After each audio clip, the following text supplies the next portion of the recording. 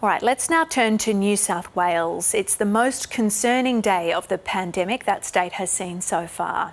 There have been 4 deaths and 466 new locally acquired cases. That's a huge rise on yesterday's 390 infections. 345 of today's cases are under investigation, another sign the state's contact tracers have lost control. This is how the cases have grown in the last few weeks. The red represents the number of cases under investigation. The orange represents cases who have spent time in the community while infectious. At least 87 in the last reporting period have been in the community, while the isolation status of another 303 is still unknown. This outbreak is now no longer contained to Greater Sydney. Today there are 26 new cases in Western New South Wales. There have also been 16 cases in Hunter, New England, and sewage testing has detected traces of the virus as far as Broken Hill. Authorities are desperately trying to slow the spread in Greater Sydney. The 10-kilometre travel limit has now been reduced to 5 kilometres. Another compliance operation will see 500 more Defence personnel on the streets, and 1,400 highway patrol officers are monitoring the roads out of the city. Breaches of COVID restrictions will now attract steeper fines. If you lie on your travel permit, you'll receive a $5,000 on-the-spot fine. Breaking any other rules, including the 5-kilometre limit, will attract a $3,000 penalty. All right, for more, our reporter Alison Zhao is in Sydney and joins us. Alison, just take us through the latest cases in New South Wales.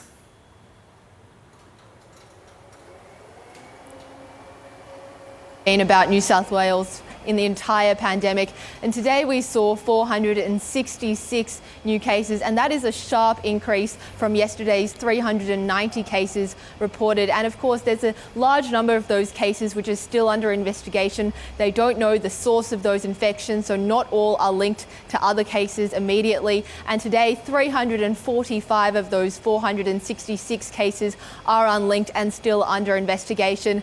And there's also a concerning number of people who have been out in the community while infectious, and only 76 people were in isolation for their entire infectious period, meaning that up to 390 could have been out in the community either working or going to the grocery store for some or part of their infectious period. So that is a really concerning number, and continuing to remain high despite the fact that we have been in lockdown for 50 days now. The case numbers have not dropped, they are still growing. And we also know that there are 4 new deaths that have been reported of people who have passed away, bringing the death toll of this outbreak to 43. And those people are a woman in her 40s who was not vaccinated, a man in his 70s who was vaccinated but had pre-existing medical conditions, another man in his 80s who was not vaccinated, and a woman in her 70s who we are still waiting to hear more information about.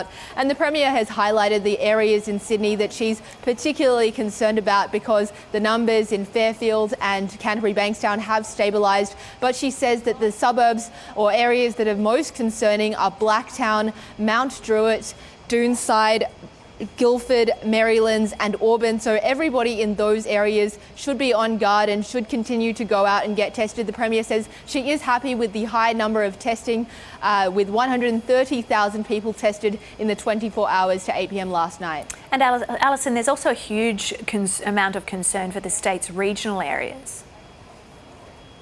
That's right. We saw 26 cases overnight in Western New South Wales, so predominantly in Dubbo and Walgett, and of course 16 new cases in the Hunter, New England area. And the lockdown in Armidale has been extended for another week because although there are no new cases detected there, authorities are still concerned about the virus continuing to spread undetected. So as a precautionary measure, they have extended the lockdown there for another week. They're also concerned about the virus fragments of COVID-19 that have been detected in sewage treatment plants in Ballina and Broken Hill, where there are currently no active cases. So they're urging those communities to be on high alert and to continue to get tested and to make sure that if there are any symptoms that they go and get tested immediately. So there is that concern for regional New South Wales, and of course tightened restrictions to try to prevent new seeding of people going from Greater Sydney to regional regional New South Wales.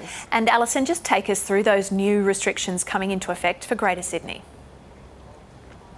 There are a swathe of new restrictions which have been brought in after the Crisis Cabinet met yesterday, and some of those include a $5,000 fine for COVID-19 breaches. There's an on-the-spot fine for any breaches of the self-isolation rule. There's on-the-spot fines for lying on a permit and for lying to a contact tracer, and also a $3,000 fine for breaching the two-person outdoor exercise recreation rule, and also a $3,000 on-the-spot fine for breaching rules around entry to regional New South Wales, whether that be authorised work or inspecting real estate. And so the permit system is being brought in, and they are asking people to register for a permit if they are travelling to a second home in New South Wales. You can only do that if you are going for a special circumstance such as maintenance, and these rules are in force from tomorrow. So from tomorrow, authorities will be able to fine people on the spot for breaches of that, but the permit system does not officially kick in for another week.